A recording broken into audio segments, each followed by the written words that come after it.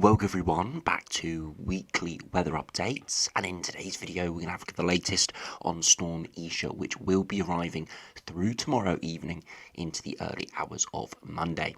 Now, as we saw yesterday, it got named, and we did see amber warnings issued, and today we've seen those amber warnings issued upgraded and turned more widespread, covering all of Scotland now, because in the last couple of updates we have seen perhaps an area of even stronger winds passing to the north and west of Scotland. So there is even scope as we head into tomorrow for perhaps a red warning to be issued in that region.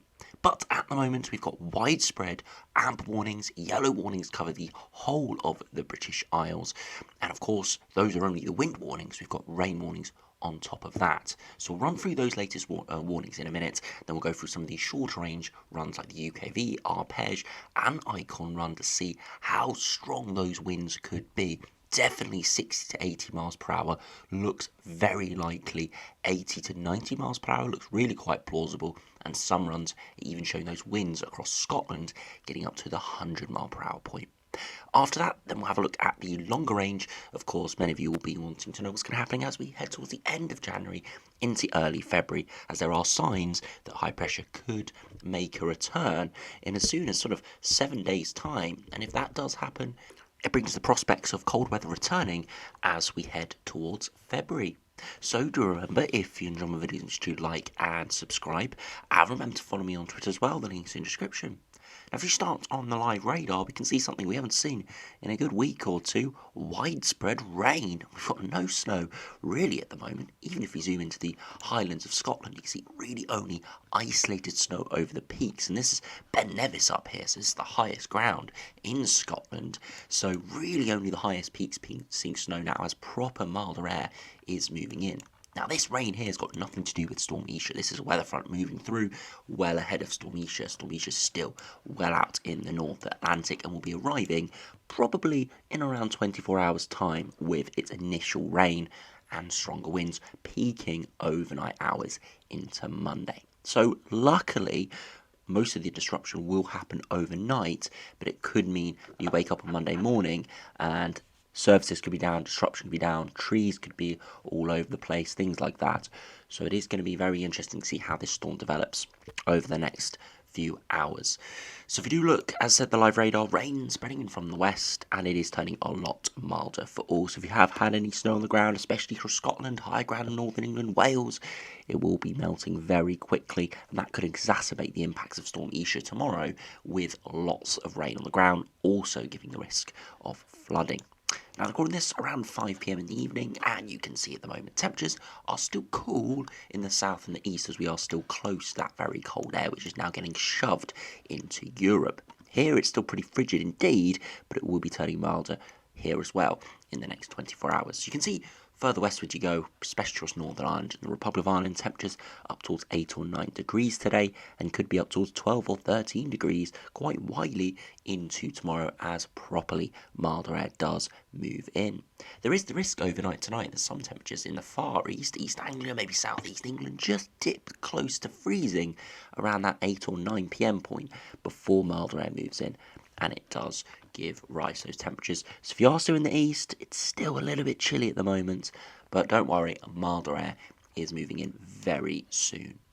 If you do look at the weather warnings, you can see today we've got rain warnings issued for this rain band we've got at the moment across parts of western Scotland, again for the risk of heavy rain, but also for melting snow. Again, 50 to 70 millimetres possible melting snow exacerbating this, and then of course that combines this other warning across southern Scotland as well. Again, pretty typical to see warnings over the higher ground, but these warnings are going to continue over the coming days. You can see we've already got warnings out for Tuesday, Wednesday, when there's a risk of another named storm potentially moving in.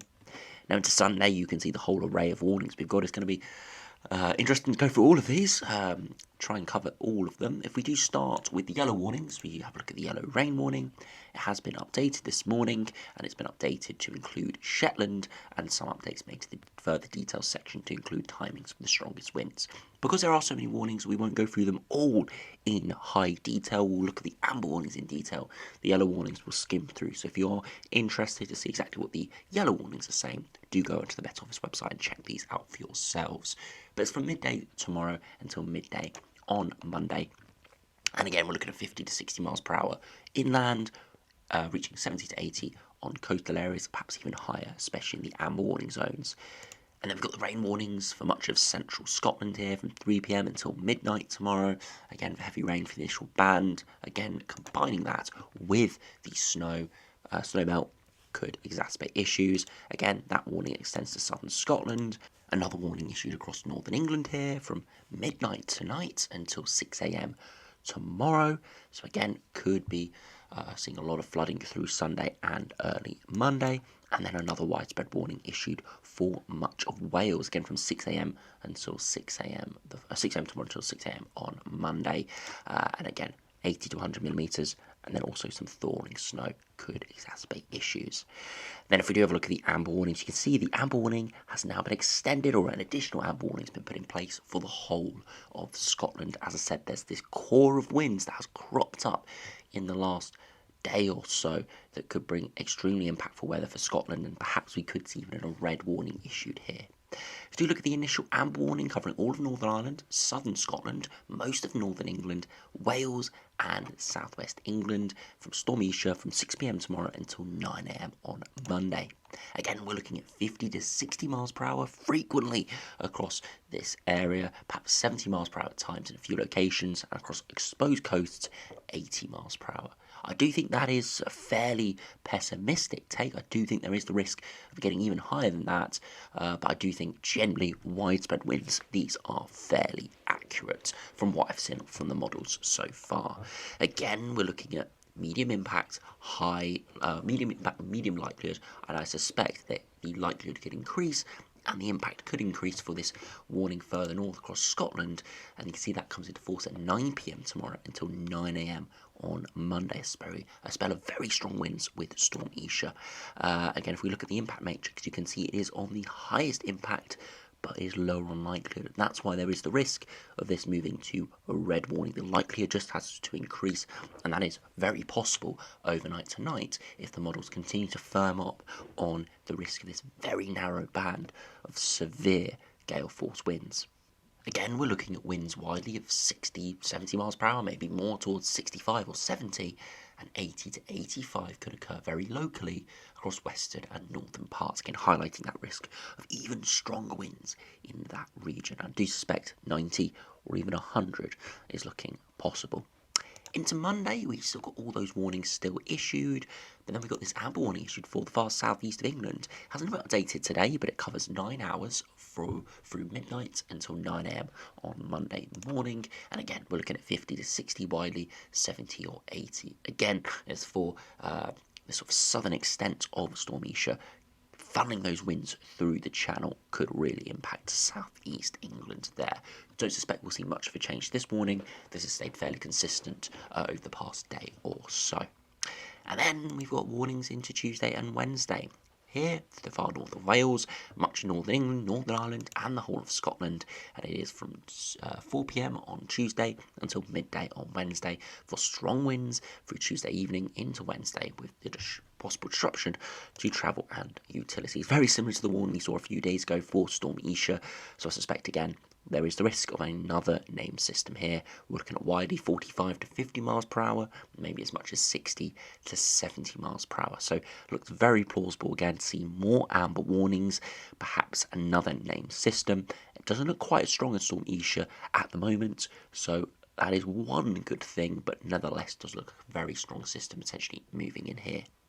If you go over to some of these short range charts now and have a look at what the latest UKV is showing, for example, now you can run through the rest of today. Rain continues to move in from the west, perhaps even a bit of a squall feature moving in from the west there overnight tonight. So you need to keep a close eye on that and how that does progress.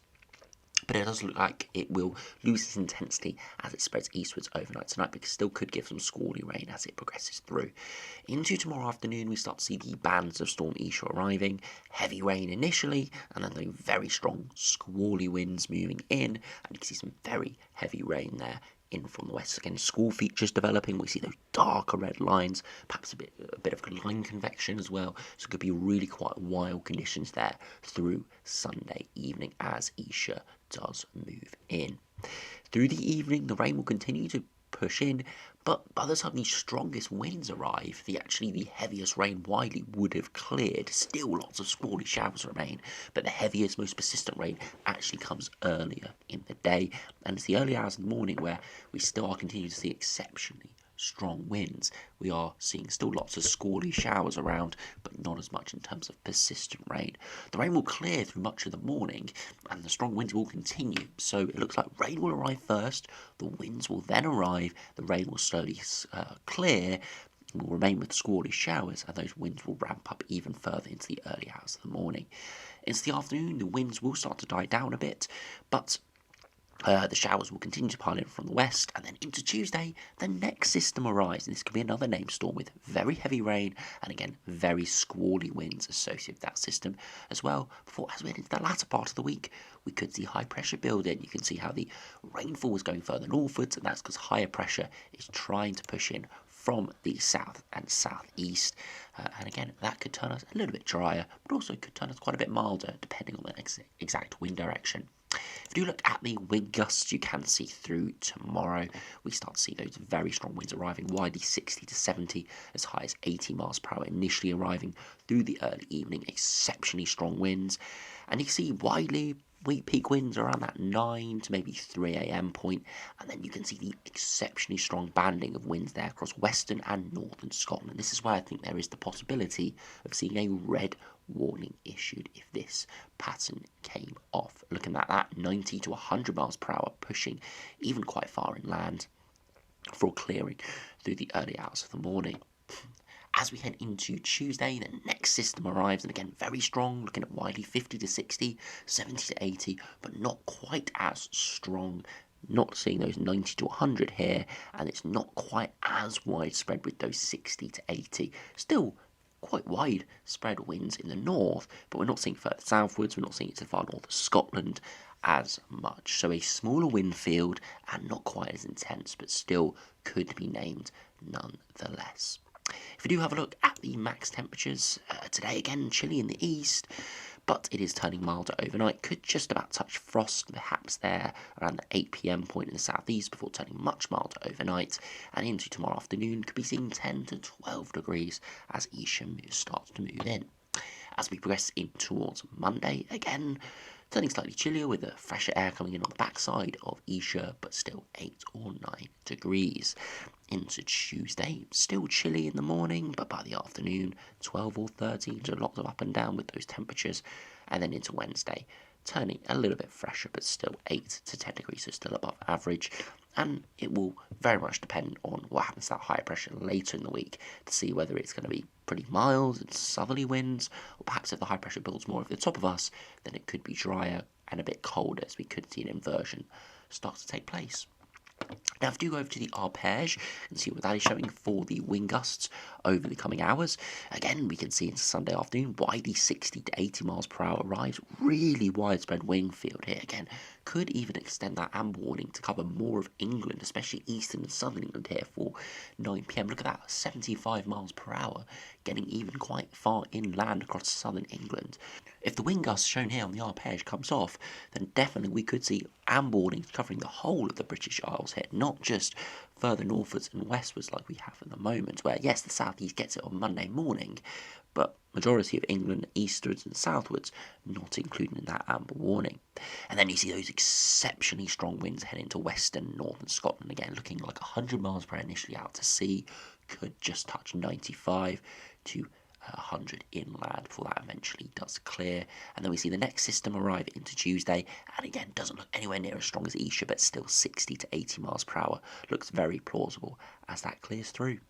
If you do have a look at the DWD icon as we head into tomorrow, again those exceptionally strong winds arrive. Again, we're looking widely at 60 to 80 and then 80 to 100 possible across northern Scotland. Not quite as strong as the arpege, and maybe not quite as widespread with the 70 mile per hour plus, but nonetheless exceptionally strong, even showing 80 plus miles per hour over the higher ground of England and Wales and even southwest England there. So we will just have to see exactly how this does play out. But all three runs here differing slightly, but all showing an incredibly intense system, and definitely scope for these warnings to be expanded and potentially even increased with a red warning further northwards.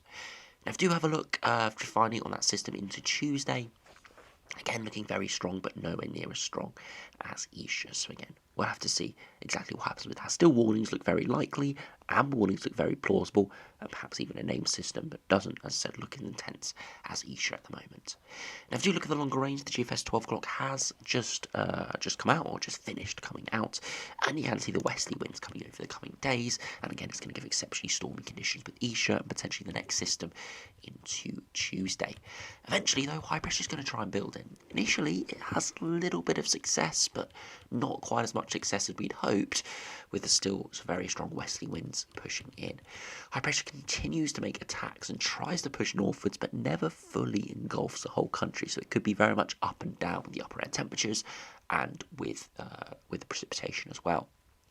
Right in the extended range, this is the pattern we are starting to see from the GFS especially, is that polar vortex moving from northeast Canada to Greenland, shutting off the westerlies a bit and allowing more amplification of the jet stream. And you can see here at 384 hours, higher pressure finally pushing northwards. This could be a route to very cold conditions into early February, but still, we'll have to wait and see. It does something similar on the 6 o'clock run, perhaps even colder there, as the polar vortex is pretty obliterated here with loads of little lobes moving all over the place. So we'll have to keep a very close eye on it. But at this stage, it is looking interesting in the extended range, but nothing in the short to medium range.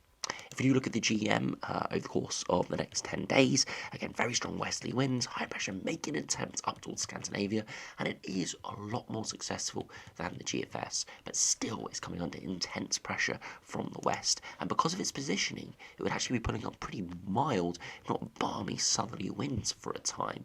The temperature deviation showing it is well above average. I'm not sure exactly what the 2-meter temperatures would be like. You can see here actually it is relatively chilly in the day, so it would be a bit more an inversion pattern there, but you can see very mild airs just to our west, so we will just have to see exactly how that does play out. But regardless, would be a lot drier. Look at the precipitation, definitely seeing a lot of rain over the coming days, but you see the further eastwards you are, the less rain, as it does turn drier quicker as that high pressure moves in. If you look at the ECMWF, again, westerly winds continue to pile in over the coming days. High pressure slowly trying to push up towards Scandinavia, but not having that much success, but is similar to the GEM, where it is getting some success, but not enough to turn it, majorly turn the tide. Still generally westerly, still pretty mild, and with those winds coming from a southwesterly, it definitely would be pretty mild indeed over much of the country, with those winds coming from the mid-Atlantic. After you finish by looking at the latest ensembles, this is the 6 o'clock run, as the 12 o'clock hasn't fully come out for the GFS yet, and you can see very up and down over the next week to 10 days. Pretty much zonal sine wave, where we've got big peaks and troughs in those upper air temperatures, pretty typical of a westerly regime. But, as I said, in the longer range, definitely a bit of a slowing signal in terms of precipitation, and we have seen some cooler runs, and we've seen some actually quite cold runs appearing today, which does suggest the possibility of northerly or easterly winds. But it's nowhere near a definitive signal. It's just a trend that has increased slightly in the past day or two, and it's going to be one just to watch. The Eastern OF, not really on board with anything cold in the longer term. A couple odd colder runs, but the majority are pretty mild, and precipitation fairly low, which would be indicative of what the operational run was showing, which is higher pressure building in, southerly or southwesterly winds holding on. Again, it's not too much of a deviation from what the GFS was showing, but it is enough at the surface to give quite drastically different conditions, but equally both could shift around. They're not too far off in terms of overall synoptics. The Eastern OF, it pushed the high pressure slightly further northwards, then it could pull in northerly or easterly winds very quickly. The GFS sinks southwards, could be more like in line with what the Eastern OF ensembles are showing. So it's going to be one we've just got to keep an eye on the longer range, but at the moment we're concentrating on the next few days, as we have got exceptionally stormy conditions with Isha initially, and then potentially another system on Tuesday. So anyway, thanks for watching, Hope you have enjoyed. Make sure you subscribe if you're new and stay safe out there in the next couple of days. The Storm Isha is going to be an incredibly intense system, especially the further northwards and westwards you go. But even if you are including the yellow warning at the moment, like we saw in the arpege, 80, 75 miles per hour is possible even across southern England, perhaps, if that sort of run did come off. And I do suspect from the looks of the latest runs, there is a possibility of those warnings getting changed again tomorrow. Perhaps widespread amber warnings issued, or more amber warnings issued, and potentially even a red. And I'll keep you updated on that tomorrow. So as I said, thanks for watching. Hope you enjoyed. Subscribe if you're new, and I'll see you again for another video soon.